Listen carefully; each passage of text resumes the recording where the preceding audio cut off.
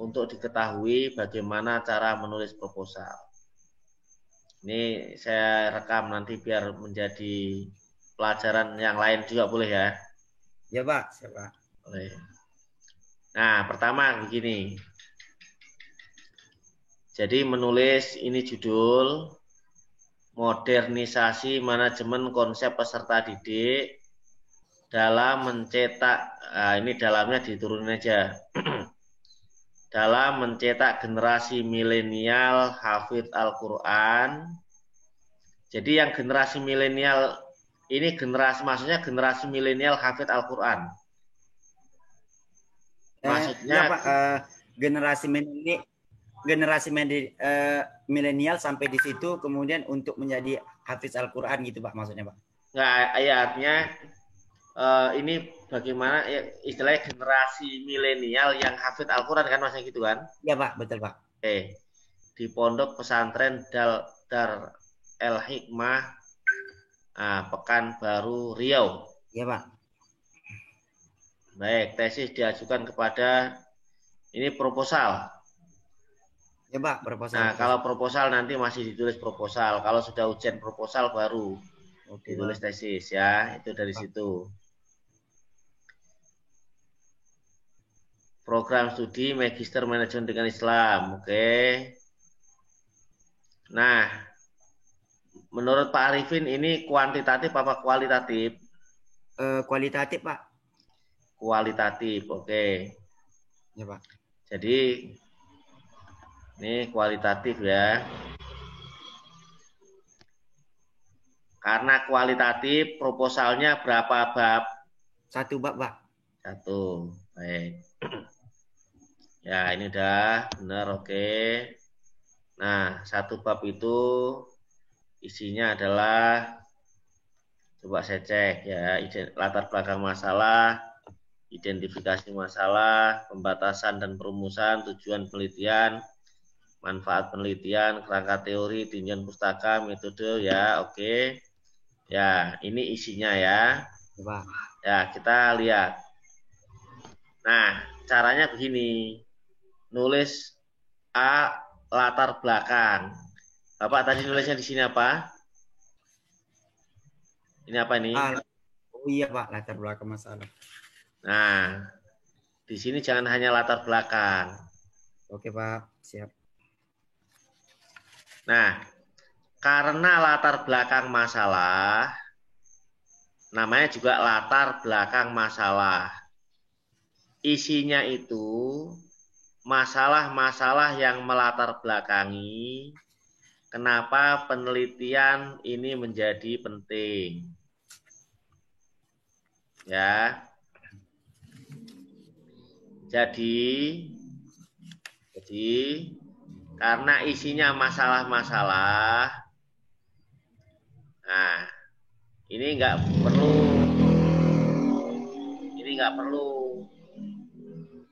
Jadi tidak perlu bawa Quran, hadis di latar belakang masalah. Ya Pak. Clear ya catatannya ya.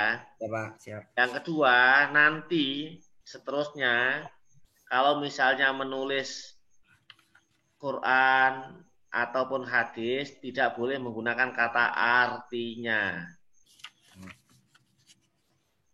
Ya, terus Quran tidak perlu di footnote. Ini masih ada footnote-nya nih. Oh. Hadis, cara meletakkan footnote-nya ada di belakang matan hadis. Ini kok malah jauh sekali di sini. Harusnya di sini. Oh, iya. Oh, Ya, berarti dari ininya Pak ya. Kalau untuk hadis itu footnote-nya langsung ke matan hadisnya ya Pak ya. di belakang matan hadis. Oke Pak. Kalau Quran tidak perlu di footnote.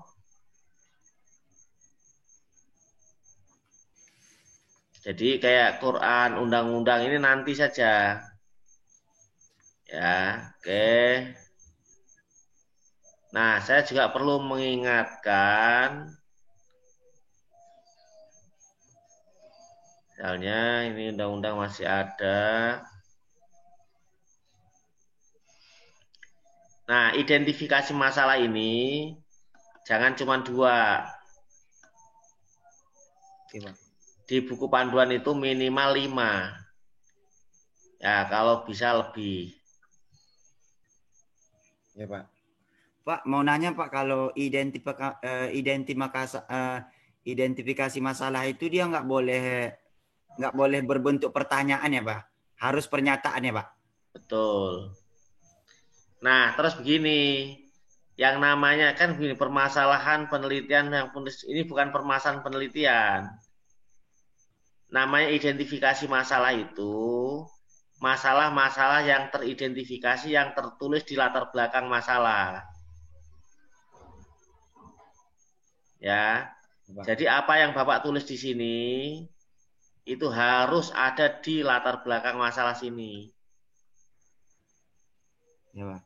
Bayang ya. Ya Pak. Bayang, Pak. Jadi nanti di sini tulis beberapa identifikasi dan itu dibahas di latar belakang masalah. Nah, pembatasan dan perumusan.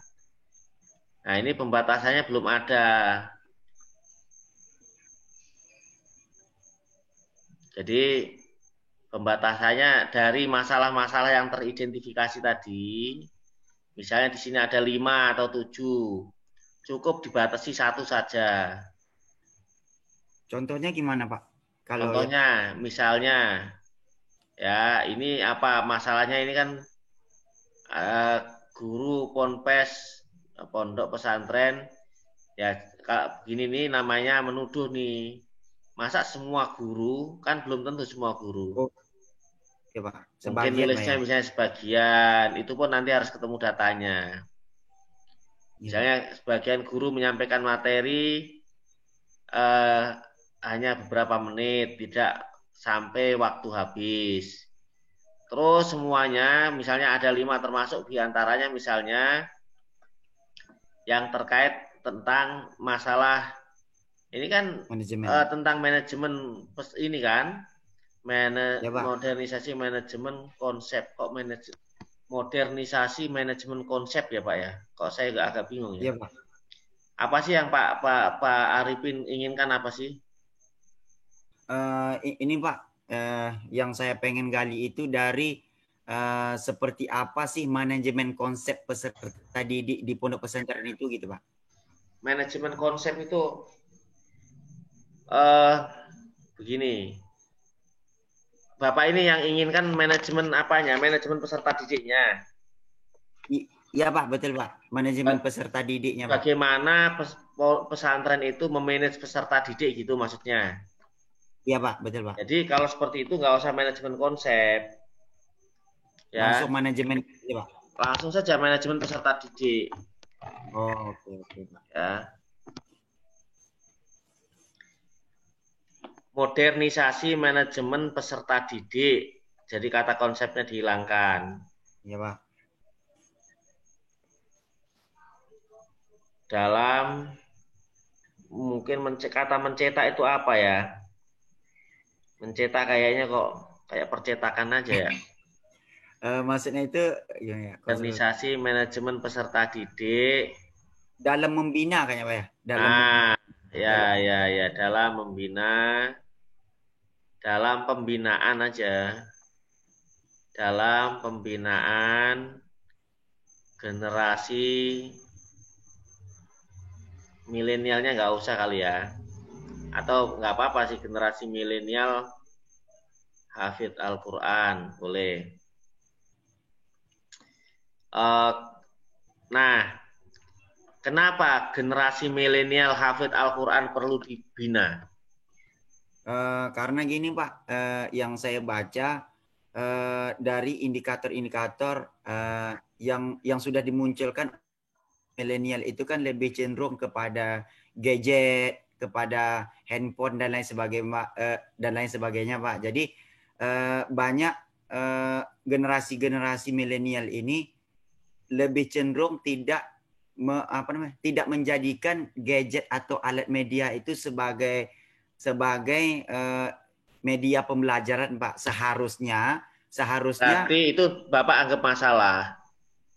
Ya. Nah, itu kan kenapa? Itu kan bisa diangkat sebagai masalah. ya kan? Tulis sebagai masalah di sana.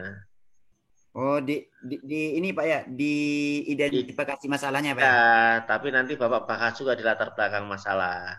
Oke Pak.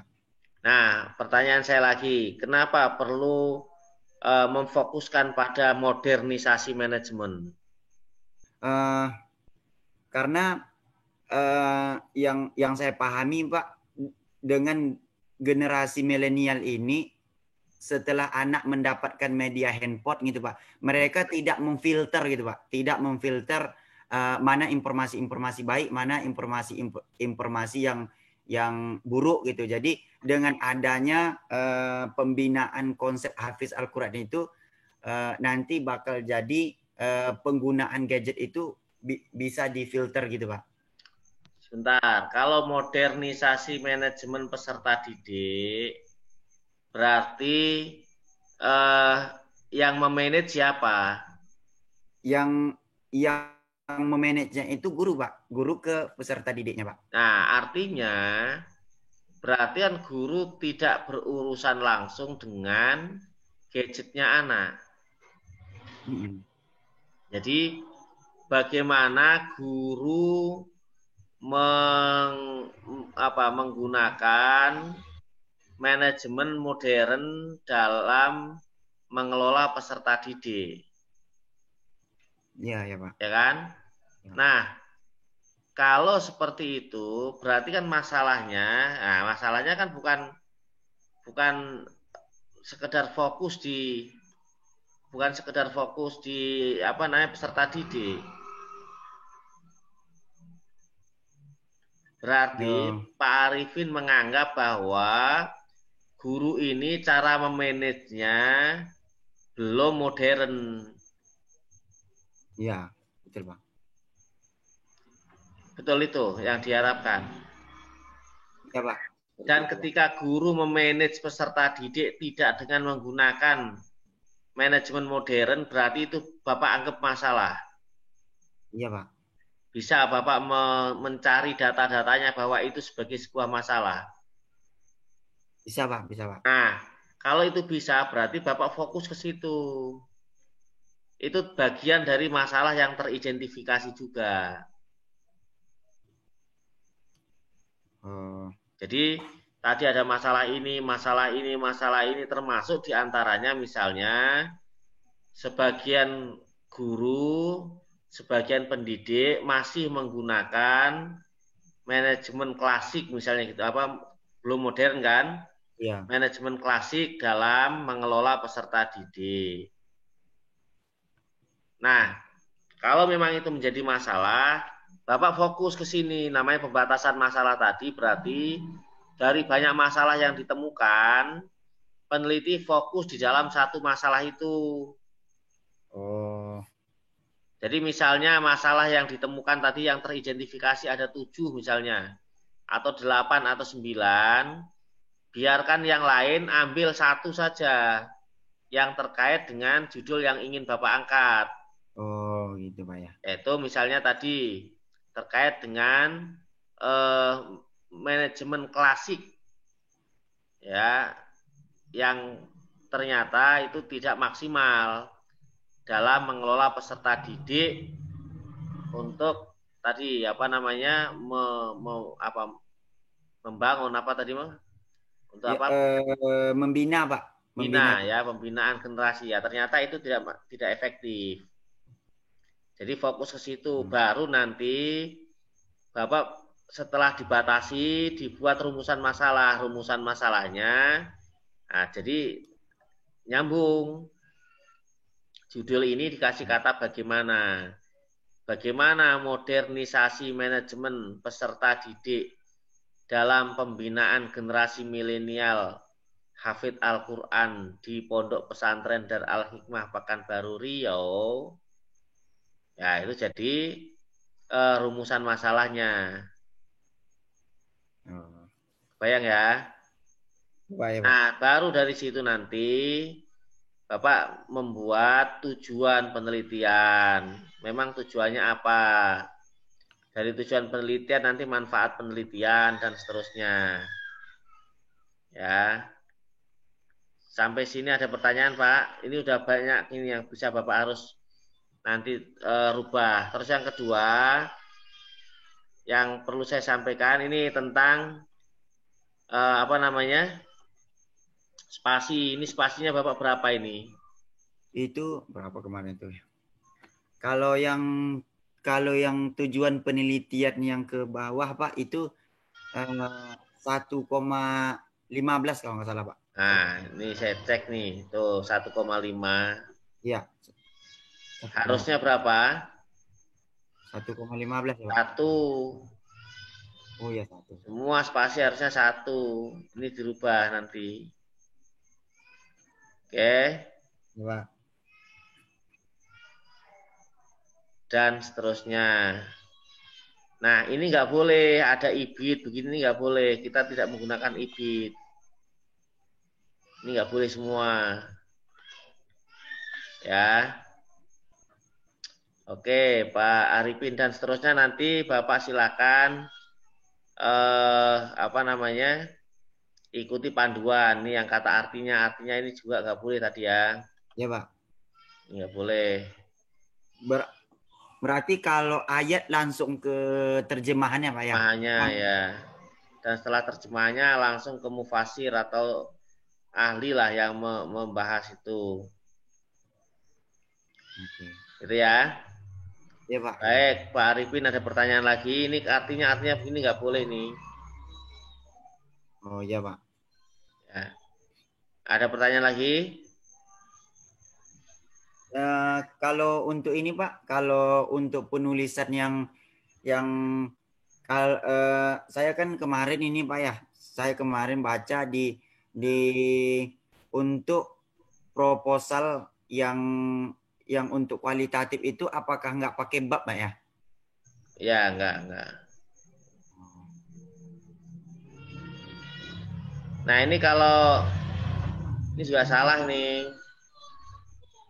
Ya, kalau nulis daftar pustaka ini huruf besar semua. Terus kalau penulisnya ini kayak seperti ini, penulisnya berapa kata nih namanya? 3 Pak. Oh iya. Ya, Abdul. harus dipindah nama penulis yang terakhir dipindah ke depan. Ini kan belum dirubah semua. Gitu ya. Pak. Baik Pak Arifin, saya kira itu saya tadi pikir Pak Arifin harus selesai bulan ini karena saya melihat tadi NIM-nya NIM 16.